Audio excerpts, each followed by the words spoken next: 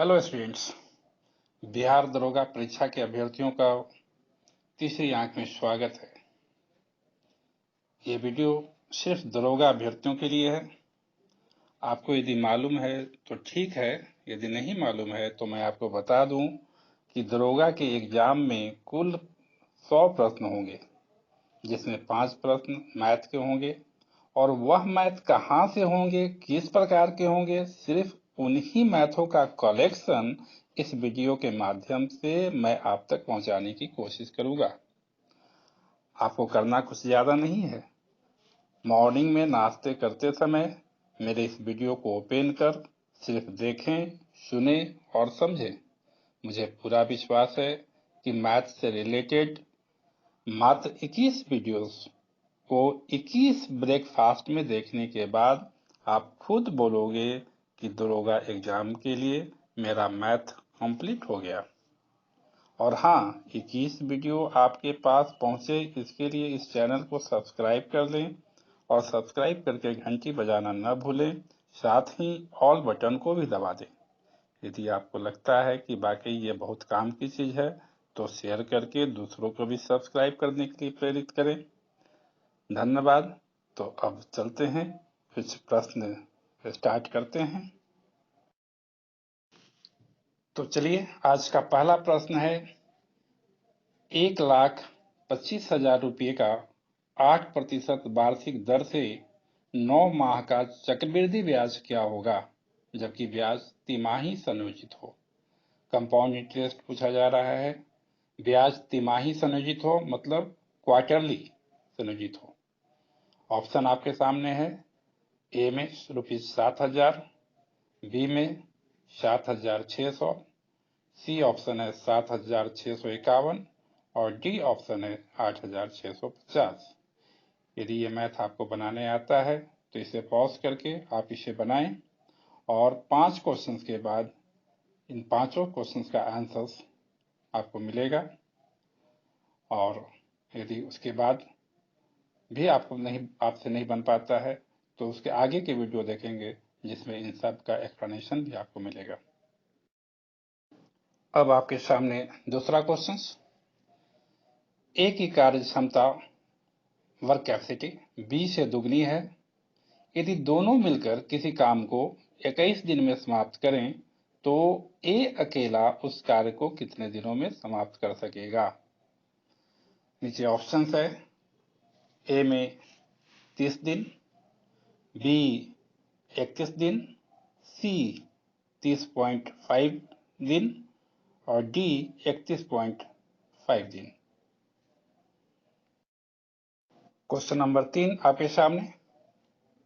350 metre लंबी रेलगाड़ी 54 kilometre प्रति घंटा की चाल से 250 मीटर लंबी गुफा को कितनी देर में पार कर लेगी। ऑप्शन है आपके सामने नीचे। ए 25 सेकंड, बी 30 सेकंड, सी 35 सेकंड, डी 40 सेकंड।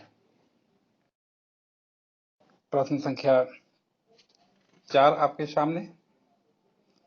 एक दुकानदार प्रत्येक वस्तु के मूल्य पर 10% का छूट देने का दिखावा करता है, परंतु वह प्रत्येक वस्तु के मूल्य में 20% वृद्धि कर देता है। तो आपको बताना है कि वह कितना प्रतिशत लाभ कमाता है।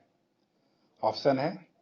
ए 6%, बी 8%, सी 10%, D 12%। Question number 5।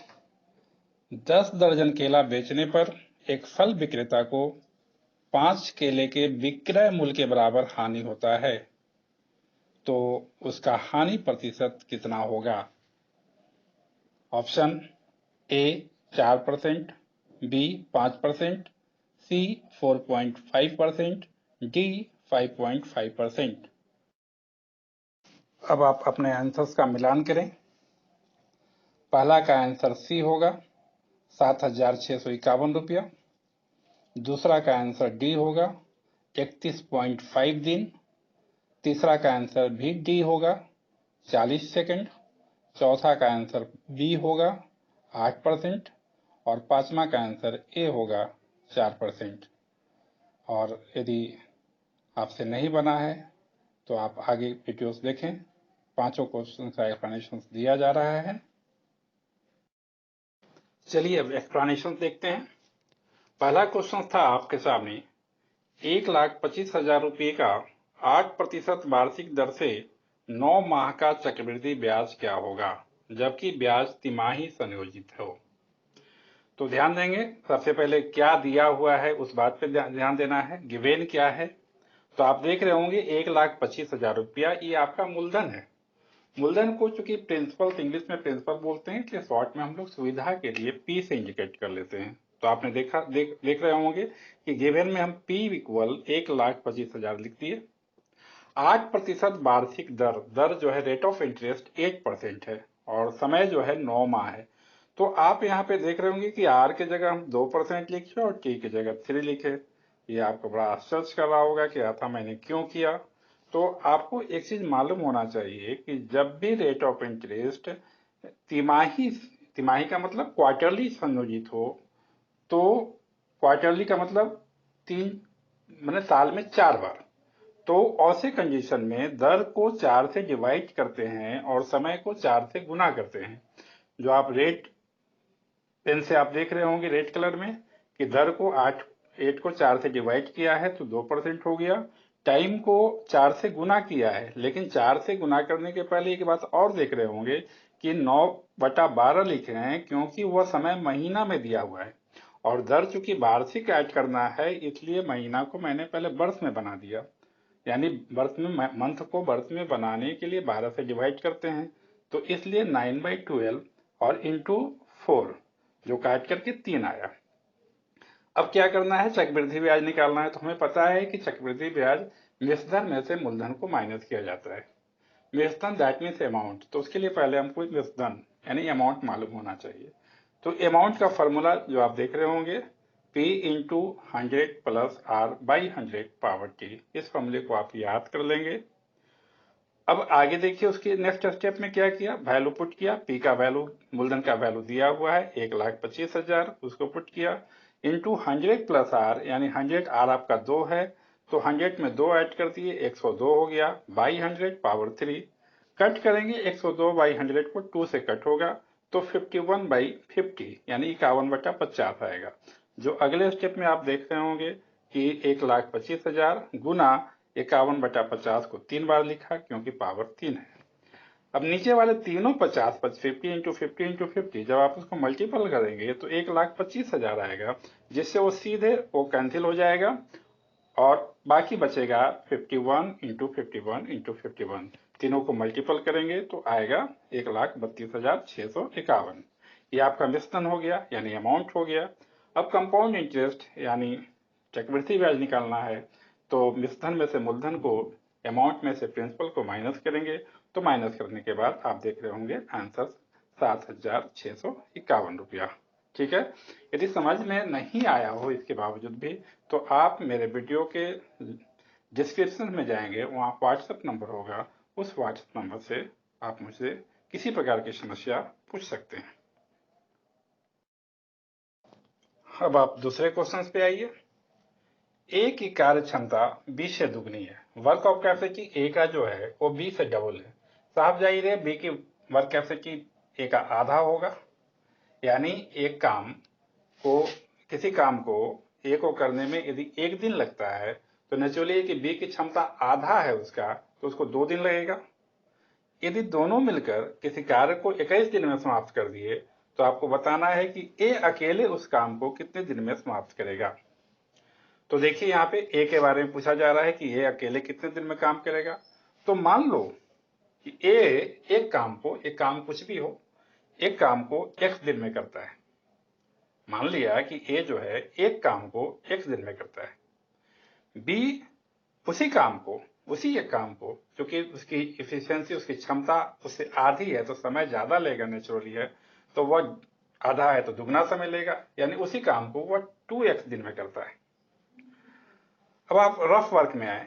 Rough work में ध्यान दें, जो रेड पेन से रेड इंक से लिखा हुआ है, ए x दिन में एक काम करता है, x दिन में एक काम करता है, तो एक दिन में वो कितना काम करेगा, तो एक दिन में कम काम करेगा, कम के लिए भाग करते हैं तो 1/x। तो ए 21 दिन में कितना काम करेगा, काम का कितना हिस्सा करेगा, तो 21/x काम करेगा। उसी प्रकार से बी को आप जब देखेंगे कि वह 2x दिन में 2x दिन समय लेता है एक काम करने में, तो एक दिन में कितना काम करेगा 1/2x। तो फिर 21 दिन में कितना करेगा, तो 21/2x। तो इस तरह से आपने दोनों में को देखा कि 21 दिन में ए का काम का जो हिस्सा हुआ वो 21/x हुआ और बी के जो काम का हिस्सा हुआ वो 21/2x हुआ। तो एज पर क्वेश्चन जब हम आएंगे, अकॉर्डिंग टू क्वेश्चन जब हम आएंगे, तो ए का हिस्सा हो गया 21/x काम का और बी का काम का हिस्सा हुआ 21/2x। दोनों के हिस्से को मिला दें तो पूरा एक काम हो जाता है, तो एक काम हो गया। फिर इसको आप कैलकुलेट किए, जैसे कैलकुलेट एलसीएम लेके किया जाता है। x और 2x का एलसीएम 2x हुआ, x से 2x डिवाइड करेंगे तो 2 बचेगा, उस 2 को 21 में मल्टीपल किए तो 42 हो गया। फिर इधर 2x में 2x से डिवाइड किए तो 1 हुआ, 1 को 21 में मल्टीपल किए 21 हुआ, इक्वल 1 ऐड किए 63 और 2x जो डिवाइड से उधर जाके 1 में मल्टीपल हो गया, यानी 63 इक्वल 2x, यानी x इक्वल 63/2 और डिवाइड किए तो 31.5 आंसर हो गया। एक्चुअली दरोगा एग्जाम में, बिहार दरोगा एग्जाम में जो क्वेश्चंस आते हैं मैथ के, वो एक आध ही क्वेश्चंस होते हैं जो ट्रिक्स मेथड पे होते हैं, शॉर्ट्स होते हैं, लेकिन अधिकांशतः क्वेश्चन जो होते हैं वो बेसिक कॉन्सेप्ट पे होते हैं। और चूंकि इसमें समय का अभाव ज्यादा नहीं होता है, समय आपके पास होता है इसमें, इसलिए ज्यादा चिंता करने की बात नहीं है। आप बेसिक से ही सीख के चलें, आप उतने समय बना पाएंगे। तीसरा नंबर क्वेश्चन से आप देख रहे होंगे, 350 मीटर लंबी रेलगाड़ी 54 किलोमीटर प्रति घंटे की चाल से 250 मीटर लंबी गुफा को कितनी देर में पार कर लेगी। तो यहाँ पे आप देख रहे होंगे रेलगाड़ी की लंबाई जो है 350 मीटर है, जो बाई फिगर में दिखाया भी जा रहा है, और जो गुफा की लंबाई है वो 250 मीटर है।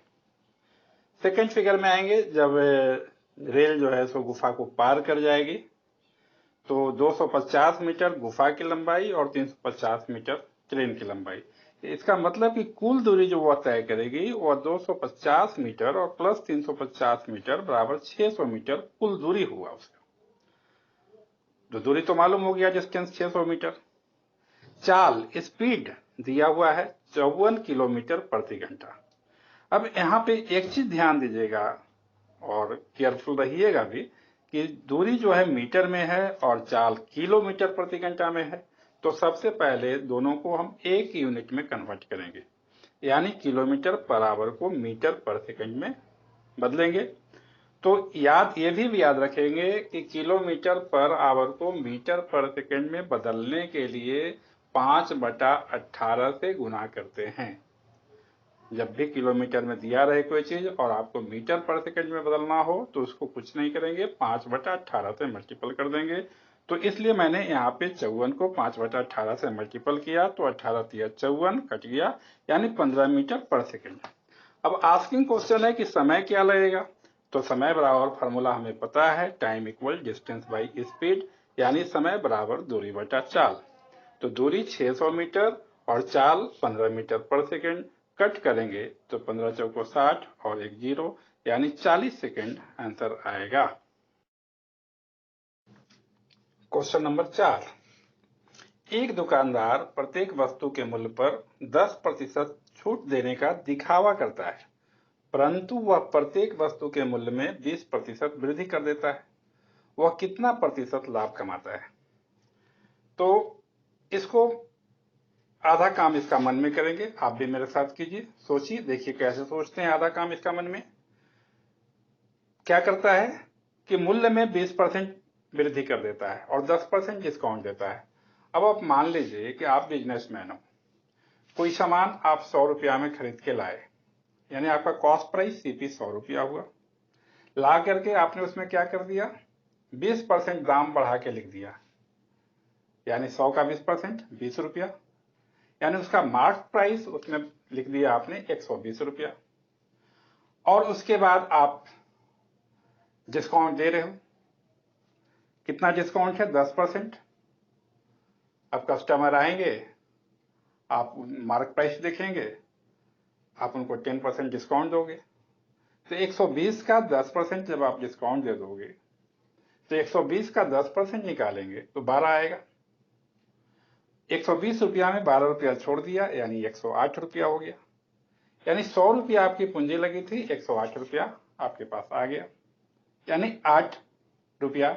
और चूंकि 100 में निकल रहा है इसलिए 8% आंसर भी होगा। डायरेक्ट आप कर सकते हो, और यदि नहीं कर सकते हो तो आप देखोगे प्रॉफिट परसेंट बराबर आप जानते हो, प्रॉफिट इंटू 100 बाई सीपी। तो प्रॉफिट कितने का हुआ? 8 रुपया इंटू 100, और बाई सीपी कॉस्ट प्राइस कितना था? 100 रुपया था। 100 कट जाएगा, 8% आंसर होगा। अंतिम क्वेश्चन 5 नंबर। 10 दर्जन केला बेचने पर एक फल विक्रेता को 5 केले के विक्रय मूल्य के बराबर हानि होता है, तो उसका हानि प्रतिशत कितना होगा? तो ध्यान दीजिएगा, 10 दर्जन केला बेचता है। आपको पता है कि एक दर्जन में 12 केला होता है। 10 दर्जन का मतलब 120 केला हो गया। अब मान लीजिए कि वो प्रति केला 1 रुपये के हिसाब से बेचता है, तो 120 केले का विक्रय मूल्य हो गया 120 रुपया। 120 रुपया में बेचा। हानि कितना होता है? 5 केले का जो विक्रय मूल्य होगा, एक केले का विक्रय मूल्य 1 रुपया, तो 5 केले का विक्रय मूल्य 5 रुपया, यानी 5 रुपया हानि हुआ, लॉस हुआ। 120 रुपया बेचा, 5 रुपया लॉस हुआ। इसका मतलब क्या है कि 125 रुपया में खरीदा था, 125 में खरीदा, 120 में बेच दिया, तब ना 5 रुपये का हानि हुआ। तो उसका लॉस कितना हुआ? 5 रुपये का। अब हानि प्रतिशत निकालना है, तो हानि गुना 100 बटा क्रय मूल्य। तो हानि 5 गुना 100 और क्रय मूल्य आपका कितना आया? 125। अब इसको कट करेंगे तो आंसर आएगा 4%। ठीक है, वीडियो देखने के लिए धन्यवाद, और उम्मीद करते हैं बहुत जल्द 2 दिन में अगला वीडियो फिर से आपके सामने होगा। तब तक के लिए